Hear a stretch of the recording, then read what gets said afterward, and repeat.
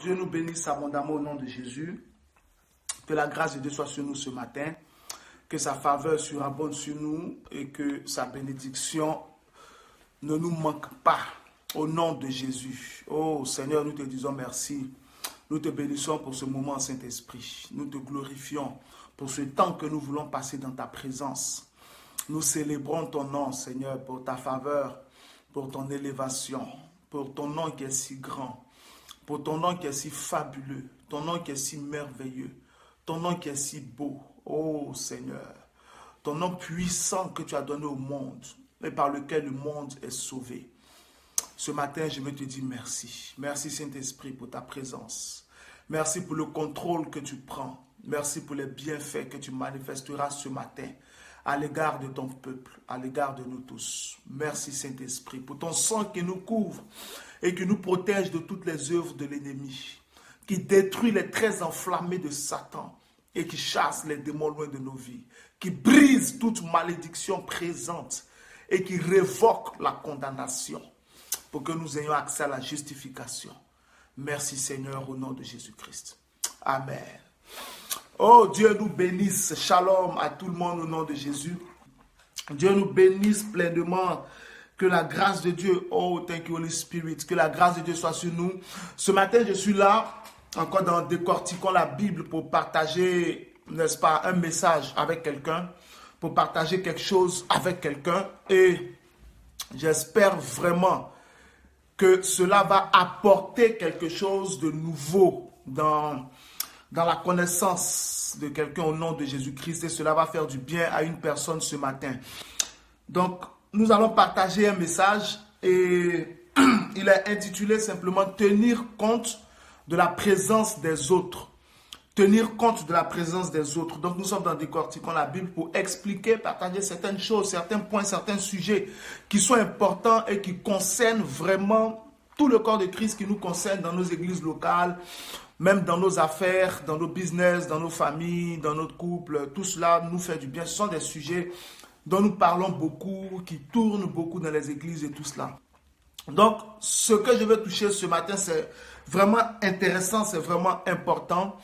Tenir compte, n'est-ce pas, de la présence des autres. Cela est important. Tenir compte de la présence des autres. Je vais partir, n'est-ce pas, déjà, à partir de Genèse. Genèse, chapitre 18. Genèse, chapitre 18. Donc là, si ça ne vous dérange pas, vous pouvez partager la vidéo, partager le live pour que d'autres personnes nous rejoignent. Si cela ne vous dérange pas, bien sûr, ça sera vraiment gentil de votre part. Ça sera vraiment gentil de votre part. Vous pouvez partager la vidéo pour que d'autres personnes nous rejoignent et que nous puissions partager un moment puissant ensemble. Donc, Genèse, chapitre 18, je vais parler sur tenir compte de la présence, n'est-ce pas, des autres. Tenir compte de la présence des autres. Genèse chapitre 18. Genèse chapitre 18. Donc, mighty God, thank you Holy Spirit for your anointing. C'est puissant l'onction que je sens sur moi. Donc, Genèse chapitre 18. Donc, on va partir à partir de Genèse chapitre 18. Verset 20. Genèse chapitre 18, verset 20 à 21.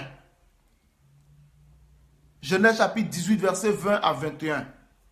Voici ce que la Bible nous dit. Et l'Éternel dit, le cri contre Sodome et Gomorrhe s'est accru, et leur péché est énorme. C'est pourquoi je vais descendre, et je verrai s'ils ont agi entièrement selon le bruit venu jusqu'à moi. Et si cela n'est pas, je le saurai. Donc, Genèse chapitre 18, versets 20 à 21, je vais traiter le thème « Tenir compte de la présence des autres ». Donc, je lis Genèse chapitre 18, versets 20 à 21. « Et l'Éternel dit, le cri contre Sodome et Gomorrhe s'est accru,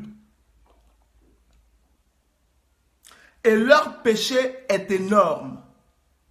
C'est pourquoi je vais descendre et je verrai s'ils ont agi entièrement selon le bruit venu jusqu'à moi. Et si cela n'est pas, je le saurai.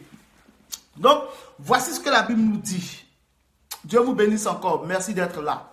Et si vous le pouvez, si cela ne vous dérange pas, partagez la vidéo, invitez d'autres personnes, taguez des personnes pour qu'on puisse être nombreux à suivre. Parce que je sais que ce message, comme moi-même il m'a fait du bien, je sais qu'il te fera du bien ce matin au nom de Jésus. Donc, la Bible dit que Dieu dit, il le dit à Abraham, Genèse chapitre 18, verset 20 à 21, Dieu le dit à Abraham, il dit, et l'Éternel dit, le cri contre Sodome et Gomorrhe s'est accru et leur péché est énorme. C'est pourquoi je vais descendre et je verrai s'ils ont agi entièrement selon le bruit venu jusqu'à moi, et si cela n'est pas, je le saurai. Donc le premier point qui nous importe et le thème du message que je vais traiter, c'est tenir compte de la présence des autres. Dieu dit que le cri contre Sodome et Gomorrhe s'est accru et leur péché est énorme. Vous voyez, le cri contre Sodome et Gomorrhe s'est accru et leur péché est énorme. Et il dit encore au verset 21, c'est pourquoi je vais descendre et je verrai s'ils ont agi entièrement selon le bruit venu jusqu'à moi. S'ils ont agi entièrement selon le bruit venu jusqu'à moi. Il y a un style de vie que nous les chrétiens, nous avons adopté, qui est dangereux. C'est une pensée que nous avons et que nous manifestons dans une affirmation, dans une déclaration. Nous avons quelque chose que nous faisons qui, lorsqu'on regarde les Écritures, est très risqué, c'est très dangereux. De quoi est-ce que je parle? La plupart des enfants de Dieu que nous sommes, nous disons, ce que les gens pensent de moi, ce n'est pas mon problème. Ce n'est pas ce qui est important, c'est ce que Dieu pense de moi. Ce que les gens disent, ça, ce n'est pas mon problème. Les gens peuvent parler, moi, j'avance. Ça, c'est ce que nous disons. Et je suis entièrement d'accord que le plus important dans la vie d'un être humain, qu'il soit chrétien ou pas, ce n'est pas ce que les autres disent, mais c'est ce que Dieu dit. Bon, en même temps, si quelqu'un est païen, il ne peut pas trop savoir ce que Dieu pense de lui. Donc, en tant qu'enfant de Dieu, effectivement, ce que les autres pensent de nous n'est pas ce qui doit être le plus important pour nous. L'opinion des autres, effectivement, je suis d'accord, ne doit pas être la chose la plus nécessaire pour nous. L'opinion de Dieu, et c'est vrai, doit être la chose la plus importante pour nous. Mais est-ce que cela signifie que nous devons vivre sans tenir compte de la présence de ceux qui sont autour de nous? Est-ce que ça veut dire que moi, je peux faire ce que je veux et je dois m'en foutre de ce que les autres pensent, de ce que les autres disent? Est-ce que ça veut dire qu'un chrétien ne doit même pas tenir compte de ses voisins, de son voisinage? Et un chrétien ne doit pas tenir compte de sa réputation. Cette phrase que nous disons en tant qu'enfants de Dieu, ce que les autres pensent, ce n'est pas mon problème. Ce que les autres disent, ce n'est pas mon problème. Moi, j'avance avec Dieu. Ce que Dieu dit, c'est ce qui est le plus important pour moi. C'est une phrase, comme j'ai dit, qui est risquée, elle est vraie. Et en même temps, il y a un double sens, c'est une phrase à double tranchant. Parce que ce que la Bible nous donne comme message sert à notre instruction et nous sert souvent comme exemple afin que nous ne commettions point les mêmes erreurs que d'autres, mais que nous suivions les bons modèles. Alléluia.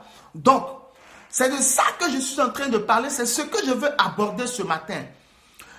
Est-ce qu'il est normal pour un enfant de Dieu de vivre sans tenir compte de la présence des autres, de vivre sans se soucier de sa réputation, de vivre sans se soucier de ce que les autres pensent, de ce que les voisins pensent, de l'opinion des autres? Est-ce que nous devons vivre sans tenir compte de l'opinion des autres?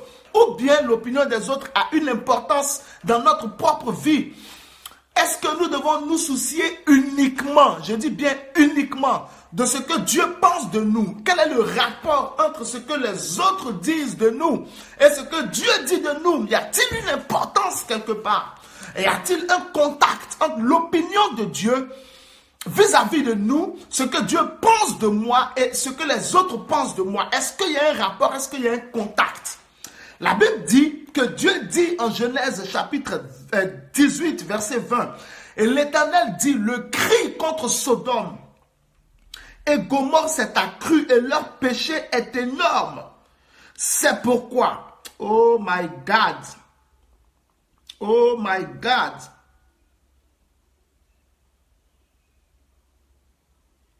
oh my God, c'est pourquoi je vais descendre et je verrai s'ils ont agi entièrement selon le bruit venu jusqu'à moi, et si cela n'est pas, je le saurai.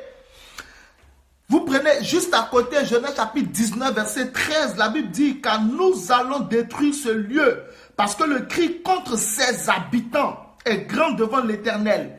Parce que le cri contre ses habitants est grand devant l'Éternel. La menace de destruction des villes de Sodome et de Gomorrhe c'est-à-dire a été provoquée par ceux qui se sont plaints de Sodome et Gomorrhe. Il y a des gens qui se sont plaints, tous les pays autour de Sodome et autour de Gomorrhe, toutes les villes qui étaient autour, tous les habitants qui étaient autour, se sont plaints de Sodome et Gomorrhe. Vous vous souvenez que lorsque Dieu est apparu à Caïn pour lui demander des comptes au sujet d'Abel, il a dit à Caïn que le cri du sang de ton frère est monté vers moi. Mais contre toi, Caïn, la Bible dit que le cri des gens autour de Sodome et Gomorrhe, Dieu dit que le cri contre Sodome et Gomorrhe s'est accru. Donc, les habitants de Sodome et les habitants de Gomorrhe menaient leur vie comme ils voulaient, sans tenir compte de ceux qui étaient autour d'eux, des villes voisines autour d'eux. Ils faisaient ce qu'ils voulaient. Mais pendant qu'ils faisaient ce qu'ils voulaient, comme leurs œuvres étaient mauvaises, tous ceux qui étaient autour ont commencé à se plaindre de la manière de vivre des sodomites. Ils ont commencé à se plaindre de la manière de vivre des habitants de ces deux villes-là. Et leur plainte est montée jusqu'au ciel, jusqu'au trône de Dieu, jusque devant l'Éternel. Genèse 19, verset 13. Les anges qui ont été envoyés par Dieu pour détruire Sodome et Gomorrhe ont révélé à Lot, car nous allons détruire ce lieu parce que le cri contre ses habitants est grand devant l'Éternel. Les gens de Sodome et Gomorrhe se comportaient comme nous nous comportons aujourd'hui, c'est-à-dire qu'ils vivaient sans tenir compte de ceux qui étaient autour d'eux. Ils vivaient sans tenir compte de l'opinion de ceux qui étaient autour d'eux. Et ceux qui étaient leurs voisins, qui voyaient leurs œuvres, qui entendaient leurs paroles, qui voyaient leurs actions, et ces actions-là n'étant pas bonnes et étant mauvaises, ont élevé la voix et ont porté plainte contre Sodome et Gomorrhe devant l'Éternel. J'espère que quelqu'un est en train de m'écouter. Il n'est pas possible de vivre comme nous voulons sans tenir compte de ceux qui sont autour de nous, en confessant que si Dieu m'aime, ça me suffit. L'amour de Dieu ne change jamais. Dieu aime tous les hommes qui sont sur la terre. Dieu nous aime, nous tous, même ceux qui sont en enfer, Dieu les aime. Mais ça n'a rien à voir avec la justice de Dieu. Aucun rapport. La justice de Dieu est la justice de Dieu et elle ne fait exception de personne, que tu sois enfant de Dieu ou pas. Sodome et Gomorrhe ont eu des plaintes contre elles. Mais les plaintes contre Sodome et Gomorrhe ne sont pas venues de Dieu. Ces plaintes-là sont venues du voisinage. Ces plaintes-là sont venues de ceux qui étaient autour d'eux, de ceux qui voyaient ce qu'ils faisaient jour et nuit, de ceux qui n'étaient pas contents de la manière dont ils faisaient le commerce. Il y avait trop d'escrocs à Sodome et Gomorrhe. Il y avait trop de méchants à Sodome et Gomorrhe. Et donc tous ceux qui faisaient du business avec eux et qui étaient spoliés, qui étaient escroqués, qu'on braquait, qu'on volait, ont commencé à se plaindre des habitants de cette ville-là. Tous ceux qui avaient eu leurs femmes violées par les habitants de Sodome ont commencé à se plaindre vers Dieu. Tous ceux qui ont eu leurs enfants assassinés par les habitants de Sodome ont commencé à se plaindre. Tous ceux qui ont eu leurs biens arrachés ont commencé à se plaindre. Tous ceux qui ont eu leurs enfants contaminés par les péchés des habitants de Sodome et de Gomorrhe ont commencé à se plaindre. Ils ont commencé à parler contre ces deux villes. Et ce sont leurs plaintes, ce sont leurs cris, c'est leur déception, c'est leur témoignage, leur mauvais rapport qu'ils ont fait contre Sodome qui est monté jusqu'à Dieu. C'est ce que Dieu traduit dans le cri contre Sodome et Gomorrhe. Le cri contre Sodome et Gomorrhe s'est accru. Tous les jours, les gens se plaignaient. Quand d'autres venaient pour faire du business avec les habitants de Sodome, on les escroquait, on volait leurs biens. Et ceux qui partaient se plaignaient. Mais les gens là ne sont pas bons, les gens là ne sont pas bien. Ceux qui avaient leurs filles, qui venaient peut-être habiter à Sodome, étaient déçus parce que leurs filles étaient violées. Leurs filles étaient devenues lesbiennes, leurs fils étaient devenus pédérastes, etc., etc. Un enfant de Dieu doit-il vivre sans tenir compte de ceux qui sont autour de lui, en déclarant, moi, ce que les gens pensent de moi, c'est pas mon problème. Dieu m'aime, ça me suffit. Je l'ai déjà dit, Dieu aime tout le monde. La Bible est claire, car Dieu a tant aimé le monde. Quand il dit le monde là, il n'y a pas que les judaïques qui étaient aimés. Tous les hommes, Dieu aime. C'est au nom de son amour universel. Même pour les animaux que Dieu a envoyé Jésus afin de sauver la création. Même les animaux font partie du plan du salut. Donc Dieu nous aime nous tous. Ça n'a rien à voir. Ce sont ceux qui étaient autour de Sodome qui ont porté plainte à Dieu contre Sodome. Exactement, pasteur, bienvenue Ngatia. En proverbe, il est écrit qu'une bonne réputation vaut mieux que l'argent. Vaut mieux que l'argent. Yes. Ta réputation est faite par ce que les gens disent autour de toi. Il est trop facile aujourd'hui que nous nous réfugions derrière une telle phrase. Ne regarde pas ce que les gens pensent de toi, avance. Mais si mes œuvres sont comme les œuvres de Sodome et Gomorrhe, je ne peux pas dire que je m'en fous de ce que les gens pensent de moi et j'avance. Quelqu'un qui vit comme ces gens vivaient ne peut pas avancer. Il ne peut que reculer. Je ne peux pas mépriser ce que les gens disent de moi et penser que Dieu... Non, regardons la Bible. Allons-y clairement dans la Bible. Dieu dit au verset 21 de Genèse 18, c'est pourquoi je vais descendre. Qui a fait descendre Dieu? Ce sont les voisins de Sodome et Gomorrhe. Qui a fait bouger Dieu? Ce sont les voisins de Sodome et Gomorrhe. Si je ne fais pas attention et que mes œuvres sont mauvaises, et que les gens qui sont autour de moi se plaignent, Dieu descendra à cause de leurs plaintes. Donc aucun homme sur cette terre ne peut faire impunément ce qui est mal. Qu'il soit très chrétien, que tu sois enfant de Dieu, tu ne peux pas faire impunément ce qui est mal et dire ce que les gens pensent de moi, ce n'est pas mon problème. Ce genre de phrase-là, c'est à double tranchant. Faites très attention, bien-aimés.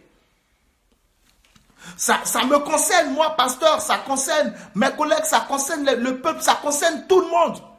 Faisons très attention. Ce genre de déclaration-là, c'est à double tranchant. Un tranchant peut être en ta faveur, mais l'autre tranchant peut être contre toi. Imaginez un peu comment les gens de Sodome réfléchissaient. Oh, nous on couche les hommes entre les hommes, on s'en fout de ce que les gens disent, c'est notre liberté.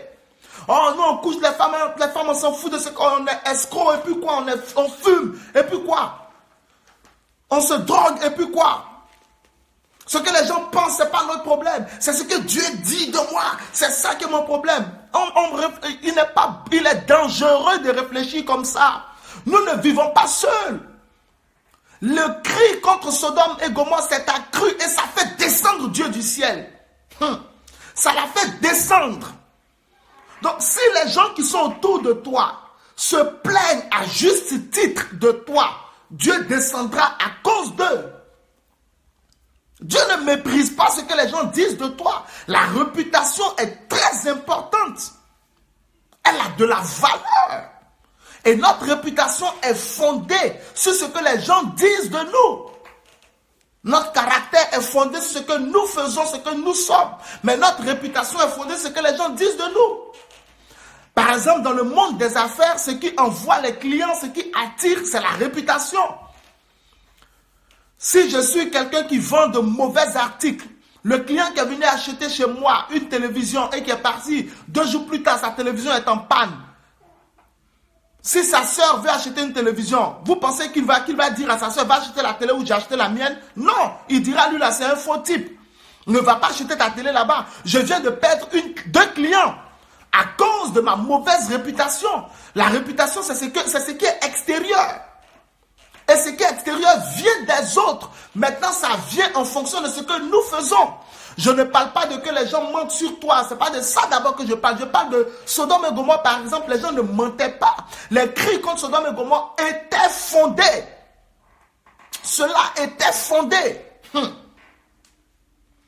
Combien d'enfants de Dieu aujourd'hui s'en foutent de ce que les gens disent d'eux, alors qu'ils font de mauvaises choses?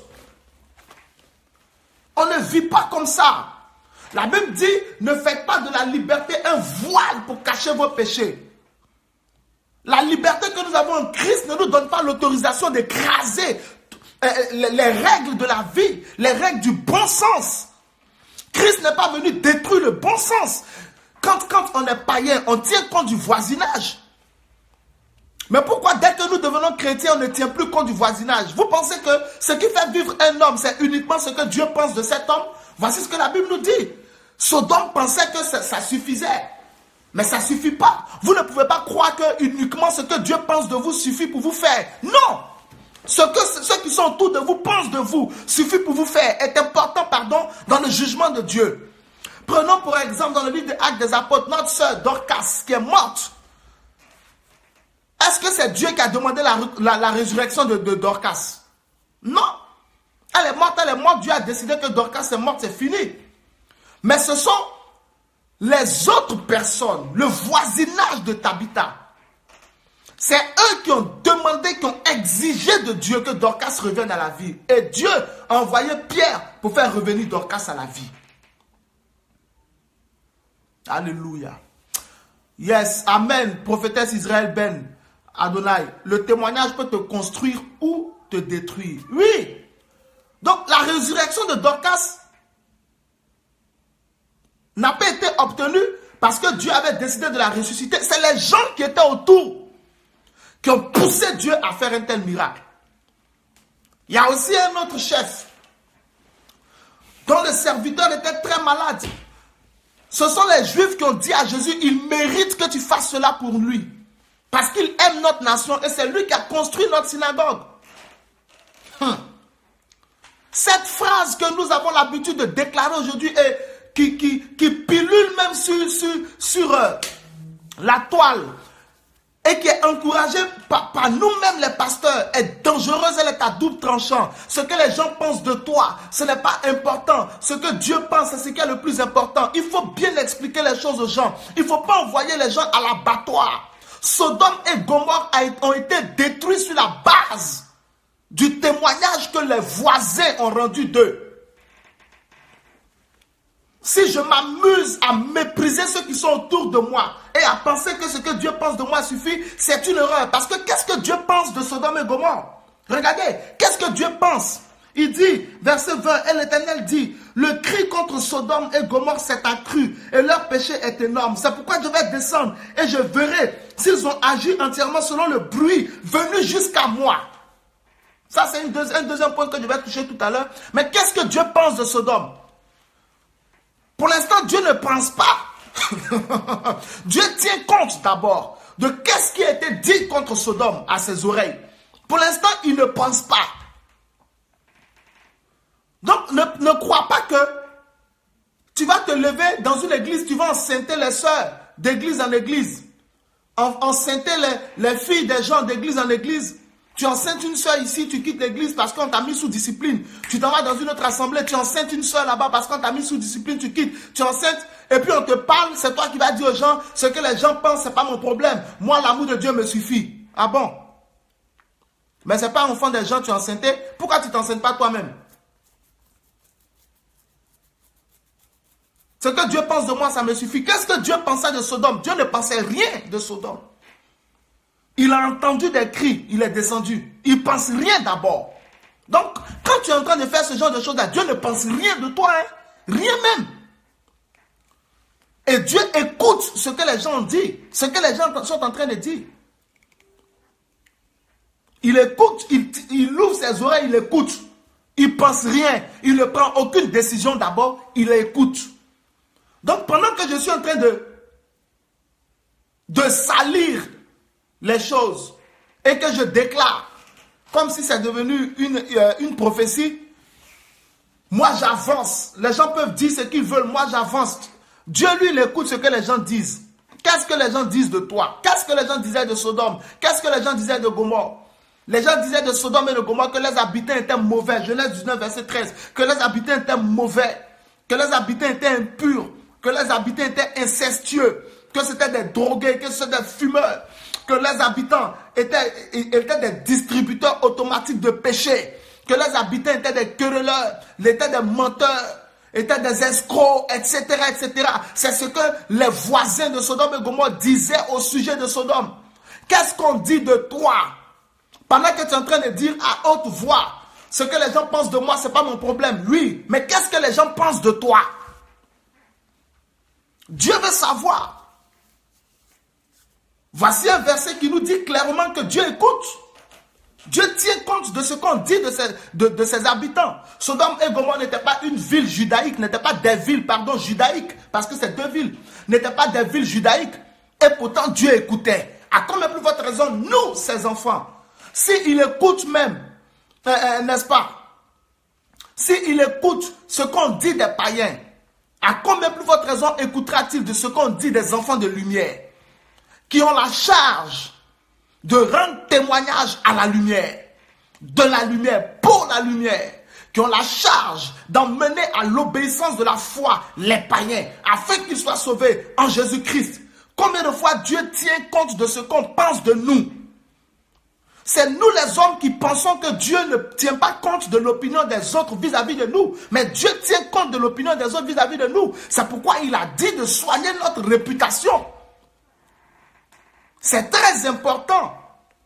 C'est véritablement important. Il ne faut pas vivre avec une telle doctrine. Si tu vis avec une telle doctrine, tu peux te casser la figure. Il faut tenir compte de ce que les gens pensent de toi. La Bible ne te dit pas de t'asseoir pour chercher à savoir qu'est-ce que les gens disent de toi. Mais la Bible dit, fais en sorte que ce qu'on va dire de toi aux oreilles de Dieu ne soit pas mauvais. C'est ce que la Bible est en train de te dire. C'est ce que le Saint-Esprit est en train de te dire. Il faut enlever de ton esprit ce genre d'assertion. Aujourd'hui, il y a beaucoup trop de paroles dans le corps de Christ, beaucoup trop de déclarations qui souvent doivent être passées au crible du discernement. Il faut discerner le sens des choses. Il ne faut pas confesser tout. Pas parce que faut pas confesser tout ce qui est dit au nom de Jésus. Il faut examiner les choses. Moi, je ne peux pas encourager quelqu'un à dire, il ne faut pas t'occuper de ce que les gens disent, quand je ne connais même pas sa vie. Tu ne connais pas la vie de quelqu'un. Et puis tu lui dis, il ne faut pas t'occuper de ce que les gens disent. Pourquoi? Mais et si dans ce que les gens disent là, il y a la vérité? Et si ce que les gens sont en train de poser plainte contre lui, c'est la vérité? Il faut qu'il change. Tu dois lui dire de changer. Cela est important pour son salut, pour sa transformation, pour sa bénédiction. Aujourd'hui, dans l'église, il y a des gens à qui on ne peut même plus parler. Dès qu'on leur parle, ils sortent, ils font du bruit, ils sont les plus nerveux. Non, vous parlez, vous dites rien. Moi, si je connais mon alliance avec Dieu, tu connais quelle alliance avec Dieu? Il y a une seule alliance, celle de Jésus-Christ. Point. Nous tous, on a la même alliance. On est tous dans la même alliance et on respecte, on est tous soumis au même principe.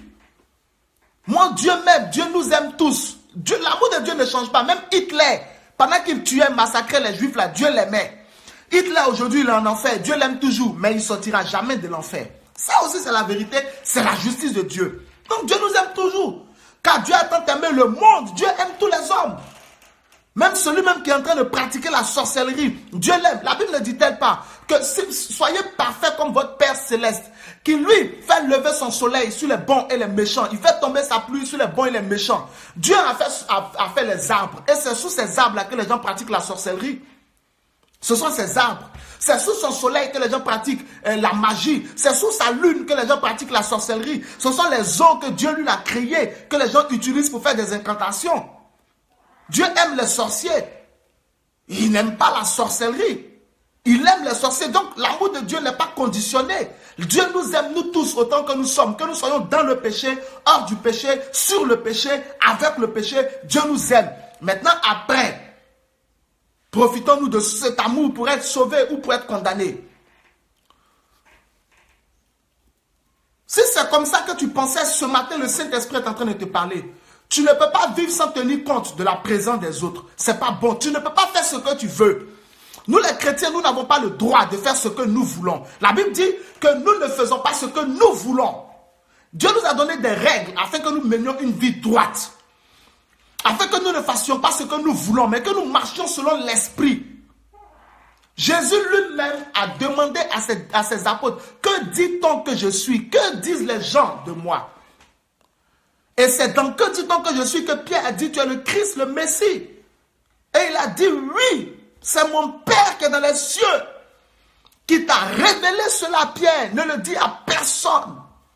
Voici comment Jésus a tenu compte de ce que ses propres apôtres ont dit de lui et de comment il s'est renseigné de qu'est-ce que les gens disent. Mais autour, ceux qui étaient loin n'avaient pas la révélation. Ils disaient c'est un prophète, un des anciens prophètes qui est ressuscité.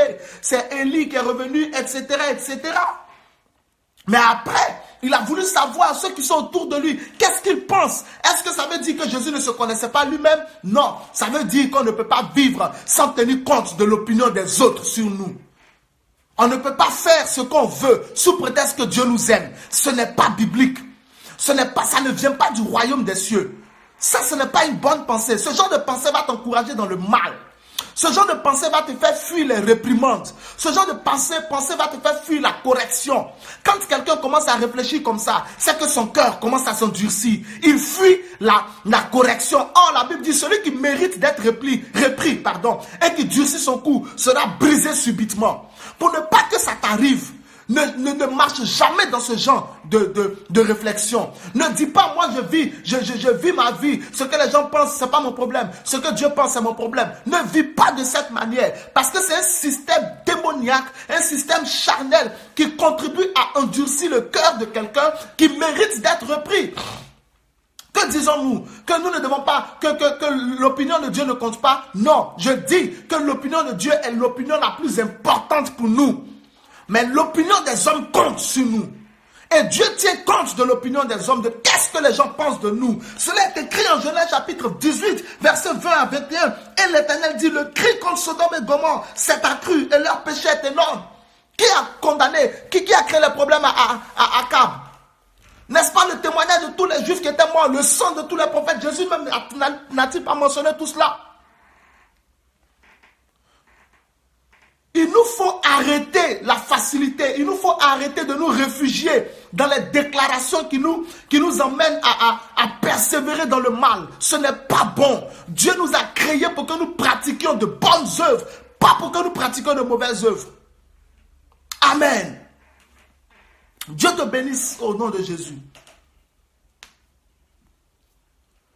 Il y a un deuxième point que je vais toucher et puis on va truc. Verset 21, c'est pourquoi je vais descendre et je verrai s'ils ont agi entièrement selon le bruit venu jusqu'à moi. Et si cela n'est pas, je le saurai. Vous voyez qu'après que Dieu a entendu les cris contre Sodome et Gomorrhe, Dieu est descendu pour vérifier. Ce point-là est important. Combien d'églises aujourd'hui ont été détruites sur la base d'une seule version? Combien de pasteurs aujourd'hui ont eu leur ministère détruit sur la base d'une seule version? Combien de frères, combien de sœurs ont eu leurs ailes détruites? Combien de foyers ont été détruits sur la base d'une seule version? Notre Dieu ne condamne pas ou ne prononce pas de jugement sur la vie de quelqu'un sur la base d'une seule version. Dieu vérifie toujours pour lui-même se rendre compte que ce qu'on a dit contre tel est vrai ou c'est faux. Dieu est omniscient. Dieu connaît toutes choses avant même que nous le faisions. Dieu savait que les cris qui montaient vers lui contre Sodome et Gomorrhe étaient vrais. Mais Dieu est quand même descendu pour vérifier. C'est afin de nous donner un exemple. Aujourd'hui, dans l'église de Dieu, combien d'églises ont été détruites par des menteurs et par des menteuses? Donc, on a cru la seule version et la seule parole sans vérifier. Un enfant de Dieu ne prononce pas un jugement sans avoir vérifié si ce qu'on lui a dit est vrai ou c'est faux. Si tu ne peux pas vérifier, enlève ta bouche dans l'affaire. Ça ne te regarde pas. Si tu peux vérifier, fais-le pour connaître la vérité. Mais nous nous basons sur une seule version, sur une seule déclaration. Et nous disons, c'est vrai. Et voici, nous attaquons les gens, nous lapidons les gens. Mais souvent, sur quoi est-ce que nous nous basons pour nous comporter de la sorte? Des fois, sur l'acquaintance ethnique. On est dans la même église, on est de la même ethnie. Donc, comme celui qui est de la même ethnie que moi me dit que le pasteur est un escroc, c'est que c'est vrai, le pasteur est un escroc. Ou bien nous sommes des amis de longue date. Donc, il m'a dit que la sœur là, c'est une sœur impudique. Donc, c'est vrai, la sœur est impudique. Nous sommes, il y a comment ça s'appelle? Il y a longtemps que nous nous connaissons. Donc, ce qu'il m'a dit, c'est la vérité. Combien d'églises aujourd'hui sont en train de souffrir à cause des faux témoignages, à cause des condamnations qui n'ont pas été vérifiées? Voici le comportement de notre Dieu. Dieu est descendu depuis le ciel pour vérifier afin de savoir si ce qu'on a dit sur Sodome et Gomorrhe est vrai. Il a même envoyé ses anges jusqu'au fin fond de Sodome. Et c'est quand eux-mêmes ils ont constaté les faits qu'ils ont accompli la condamnation. Mais tant que, imaginez que les anges sont arrivés chez Lot et puis le peuple de Sodome ne les a pas attaqués, n'a rien fait, les a reçus gentiment. Dieu aurait donné un sursis à cette ville afin de savoir si les plaintes là sont encore fondées ou pas. Mais aujourd'hui, nous les enfants de Dieu, comment nous nous comportons? Dès qu'une personne dit une chose sur quelqu'un, c'est bon. C'est que c'est la vérité. Pourquoi? Parce qu'il ne peut pas me mentir. Qui a dit ça? Tout le monde peut mentir. Tout le monde peut mentir. Tout le monde sur la terre là, tout le monde peut mentir. Tous les hommes peuvent mentir. Tout le monde. Je peux te mentir, tu peux me mentir. Nous pouvons nous mentir. Mais combien de foyers ont été détruits parce que la belle-mère a dit que quand tu vas au travail, ta femme me maltraite. Il vient du travail, il ne va même pas vérifier auprès de sa femme. Il va bombarder sa femme. Immédiatement, il la ramène chez ses parents parce que selon lui, sa mère ne peut pas lui mentir. Qui est ta mère? Ta mère, c'est un être humain. Ta mère peut te mentir parce qu'elle est jalouse de sa belle-fille, parce qu'elle n'aime pas sa belle-fille, parce qu'elle pense que sa belle-fille bouffe tout ton argent, l'argent de son fils. Non, ton mari, là, il n'est pas sérieux. Ton mari, il couche avec les soeurs à gauche, à droite. Et tu ne vérifies pas. Boum! Ton mari arrive, tu fais palabre dans la maison. Voilà, tu es parti avec les prostituées. Tu es sorti, tu es allé draguer telle fille. Ma soeur, il faut vérifier. Il s'agit de ton foyer. On ne parle pas vite, il faut vérifier. Combien de vies ont été détruites quand nous ne vérifions pas les choses? Jésus n'est-il pas venu vivre au milieu de nous pour expérimenter ce que nous expérimentons, afin de savoir pourquoi l'homme n'arrive pas à résister au péché? Et comme il a été lui-même tenté, il peut soutenir ceux qui sont tentés. C'est ce que les Écritures disent. Comme Jésus a vu que par notre propre force, nous ne pouvons pas résister au péché, il a demandé au Père de faire venir le Saint-Esprit, afin que le Saint-Esprit nous donne la force de résister à la tentation. Mais parce que lui-même, il a testé notre vie, il a testé notre corps, il a testé nos réalités. On ne condamne pas quelqu'un sur la base d'une seule version. Combien d'églises ont été détruites? Combien de foyers ont été détruits? Donc combien d'églises aujourd'hui ont été détruites? Parce que quelqu'un est parti raconter quelque chose. Mais si on vient te dire que ton pasteur c'est un escroc, alors que toi-même il ne t'a jamais escroqué, pourquoi si c'est si important pour toi, pourquoi tu ne prends pas rendez-vous avec ton pasteur pour lui poser la question sur les plaintes qui sont montées contre lui? Mais pourquoi aujourd'hui avec tant de facilité, sur les bases des clans dans les églises, sur les bases de même ethnie, de même nationalité, sur les bases d'amitié de longue date, parce que c'est ma femme, parce que c'est mon mari, parce que c'est un frère que je connais, parce que c'est une soeur que je connais, on détruit la vie des autres. Pourquoi? Le monde même nous donne ces leçons-là. Dans la Bible, dans le livre des Actes des Apôtres, Paul s'est retrouvé dans un de ses procès. Et Félix a dit qu'il n'est pas dans les habitudes des Romains de condamner un homme sans l'avoir entendu. C'était le système judiciaire des Romains. C'est pourquoi Pilate a entendu Jésus lui-même pour se faire sa propre opinion. Pilate ne s'est pas basé sur l'opinion des anciens du peuple. Il s'est basé sur sa propre opinion. C'est pourquoi Pilate a déclaré que Jésus était innocent. Sur la base de la discussion directe qu'il a eue avec Jésus. C'est ce qui doit être fait par tous les chrétiens. Mais combien d'églises aujourd'hui sont mortes, ont été cassées? Parce qu'une personne a dit une chose, on l'a cru, on n'a pas vérifié. Sur la base du fait qu'elle ne peut pas me mentir. Qui ne peut pas mentir sur cette terre? Qui ne peut pas tromper son frère sur cette terre? Quel apôtre pouvait imaginer que c'est Judas qui allait trahir Jésus? Aucun apôtre. Et pourtant, Judas l'a fait. La Bible dit le cœur de l'homme est tortueux par-dessus tout. Aucun d'entre nous n'est parfait. Encore. On a des clans dans les églises. Et lorsque quelqu'un de notre clan porte une accusation contre quelqu'un d'autre, on croit. Parce qu'on est du même clan. Ça, c'est le système de la mafia. Ce n'est pas le système de Christ. Voici ce que la Bible dit. Verset 21, Genèse chapitre 18. C'est pourquoi je vais descendre et je verrai s'ils ont agi entièrement selon le bruit venu jusqu'à moi. Et si cela n'est pas, je le saurai. Dieu qui est omniscient, voici comment il fait. Et nous qui ne sommes pas omniscients, pourquoi ne faisons-nous pas de la même manière que Dieu? Dieu qui est omniscient vient vérifier pour voir si ce qu'on a dit de Sodome et Gomorrhe est vrai. Il dit, et si cela n'est pas, je le saurai. Il a envoyé ses anges aller vérifier en pratique ce qui était dit sur Sodome et sur Gomorrhe. Dieu n'a pas condamné depuis le ciel Sodome et Gomorrhe. Il est descendu sur la terre pour voir si c'est vrai ou si c'est faux. Nous devons agir de la même manière parce que le diable veut nous détruire, il veut que nous nous divisions. Mais ce que nous faisons aujourd'hui, c'est que nous détruisons des vies, nous cassons des business, nous cassons des ailes sur la base d'une seule accusation. Parce que tel a dit, alors c'est vrai. L'église là, c'est pas une bonne église. Oui, j'ai une de mes soeurs là, elle m'a dit, mais va vérifier toi-même. Tu veux savoir si c'est la vérité, va vérifier toi-même. Est-ce que tu as entendu l'homme de Dieu prêcher? Est-ce que tu as entendu la servante de Dieu prêcher pour savoir s'il prêche faux ou s'il prêche vrai? Non, le pasteur, il est dangereux. Quand tu as été en contact direct avec le pasteur, est-ce qu'il a manifesté du danger? Quelles sont ses œuvres? Si on vient, je vais te dire une chose, écoute-moi bien. Si on vient porter plainte à tes oreilles contre un frère ou contre une soeur, et que tu es dans l'incapacité de vérifier l'affaire, ça ne te regarde pas. Dis, j'ai compris, ça ne te regarde pas. Tu n'es pas obligé de mettre ta bouche dans tout ce que tes oreilles entendent. Tu n'es pas obligé de te prononcer sur tout ce que tes oreilles entendent. Non! Tu peux ne rien dire.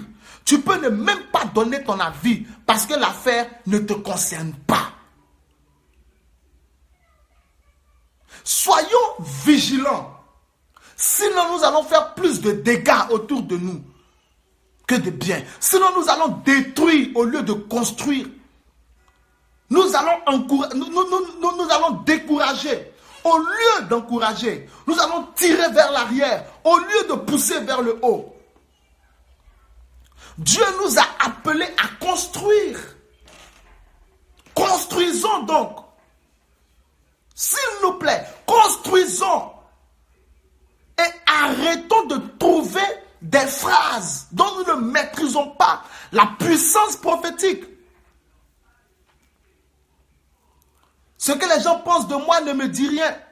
C'est ce que les gens disent. Ce que Dieu dit de moi, c'est ce qui est le plus important. Mais qu'est-ce que les gens disent de toi? C'est très important pour Dieu. Regardez.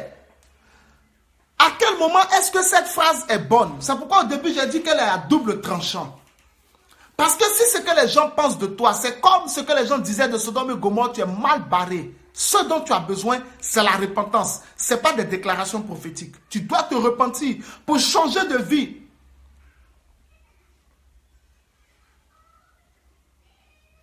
Regardez. À quel moment je peux dire ce que les gens pensent de moi, ce n'est pas mon problème, moi j'avance. Prenez un exemple. Les gens ont dit de Jésus qu'il chassait les démons par les démons. C'était faux. Jésus avance. Oh my God. Les gens ont dit de Jésus qu'il parlait contre César. C'était faux. Jésus avance. Les gens ont dit de Jésus qu'il était fou. C'était faux. Jésus avance. Les gens ont dit de Jésus qu'il était possédé et que c'était un magicien. C'était faux. Jésus avance. Vous comprenez? Quand on porte plainte contre toi et qu'on t'accuse de choses, mais qui ne sont pas fondées, là tu peux dire, quel que soit ce qu'on pense de moi, moi j'avance. Parce que Dieu ne va jamais te condamner sur un oui-dire. Dieu ne va jamais prononcer un jugement contre un être humain sur on dit, jamais de la vie. Dieu vérifie toujours. Il prononce son jugement sur ce qu'il a vu et sur ce qu'il a entendu.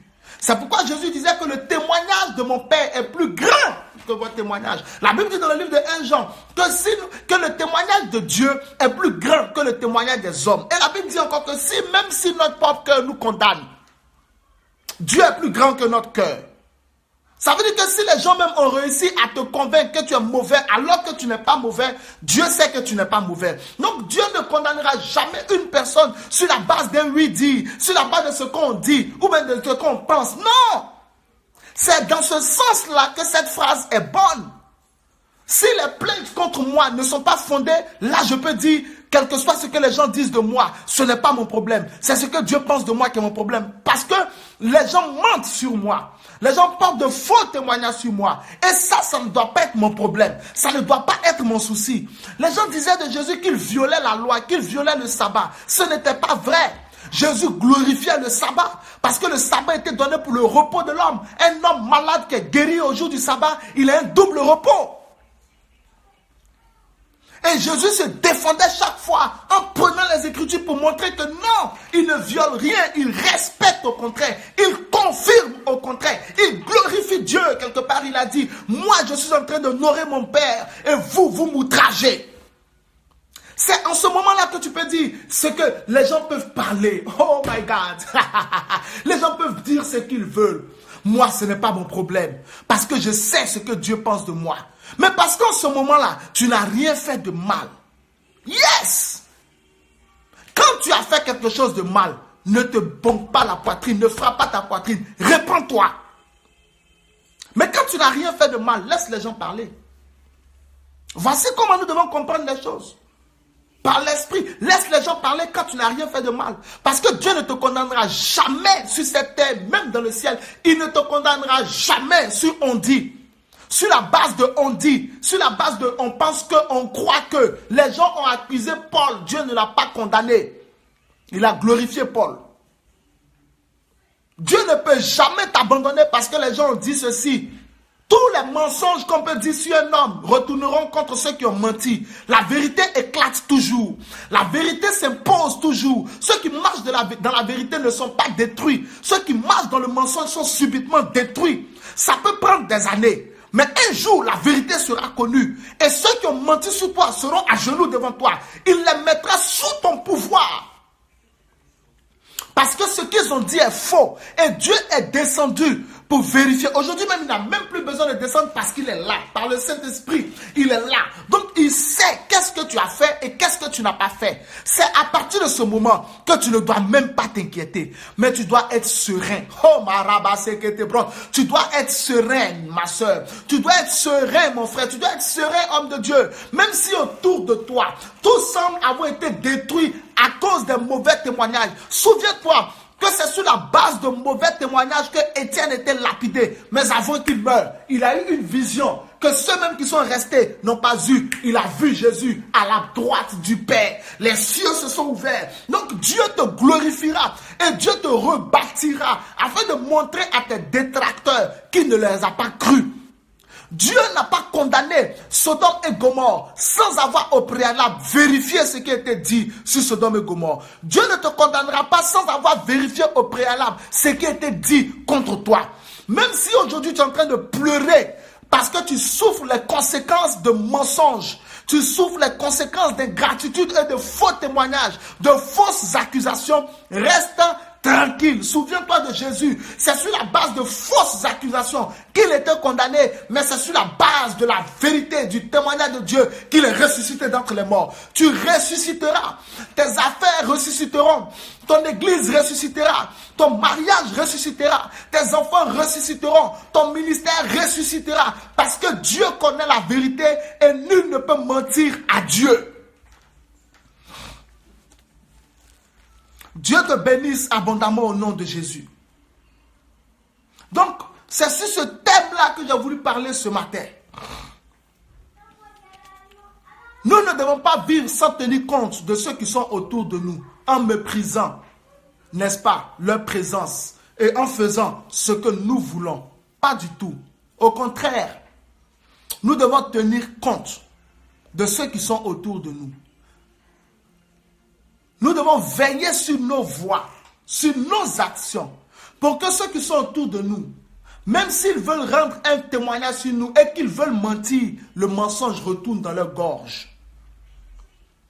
Afin que toute langue qui se lèvera contre toi, tu la condamnes.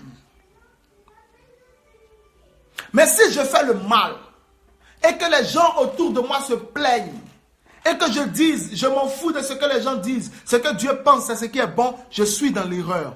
Je dois me repentir. Mais si je fais ce qui est bon, et que les gens disent, il fait ce qui est mal, ça, je n'ai pas à me repentir. Je persévère. Parce que ce que Dieu pense de moi, c'est ce qu'il m'a vu faire. Et c'est ce qu'il m'entend penser. Et c'est le témoignage qui est le plus grand. Car le témoignage de Dieu est plus grand que le témoignage des hommes. S'il te plaît, à partir d'aujourd'hui, chaque fois que tu voudras dire de ta bouche, ce que les gens pensent de moi, ce n'est pas mon problème, calcule, examine pour voir qu'est-ce qu'ils pensent de toi et examine pour voir qu'est-ce que toi tu fais. Si tu as tort, réponds-toi. Dieu te pardonnera. Invoque le sang de Jésus, tes péchés seront effacés. Et c'est fini, et tu redresses ton chemin. Tu ne fais plus ce que les gens te reprochent, tu marches dans la droite ligne. Mais si ce que les gens disent de mauvais de toi est faux et c'est infondé, ne change jamais ta manière de vivre. Persévère dans la même manière. Parce que le témoignage que le Seigneur va rendre sur toi sera plus grand que le témoignage de ces menteurs et de ces menteuses. Dieu te bénisse abondamment au nom de Jésus. Que la grâce de Dieu soit sur toi. Que la faveur de Dieu soit sur toi. Et que son règne s'accomplisse dans ta vie. Si aujourd'hui tu vivais des conséquences de ce genre d'action, de faux témoignages, sache que le Seigneur est prêt de te relever. Le Seigneur est prêt d'essuyer tes larmes. Le Seigneur est prêt de te reconstruire et de te rebâtir. Tout le monde a pensé que c'était fini pour Jésus parce qu'il était mort. Mais quand il est ressuscité, tout a repris vie. Ceux qui l'avaient oublié et qui étaient allés fêter la Pâque, ils étaient obligés de réorganiser des réunions au sujet encore de Jésus parce que ce n'était pas fini. Ce n'est pas fini. Si tu as raison, ce n'est pas fini. Si tu as tort, réponds-toi. Mais maintenant, je termine avec ça. Si tu as raison, ce n'est pas fini. Laisse les gens parler. Si tu n'as rien fait de tout ce qu'ils ont dit, toi tu sais ce que tu as fait et Dieu sait ce que tu as fait, laisse les gens bavarder. Laisse les gens parler. Laisse les gens dire ce qu'ils veulent. Continue dans la même lancée. Parce que c'est ce qui plaît à Dieu. Dieu te bénisse au nom de Jésus. Que Dieu vous bénisse abondamment. Nous avons terminé pour, n'est-ce pas, aujourd'hui. Que Dieu vous bénisse. J'espère que Dieu vous a béni.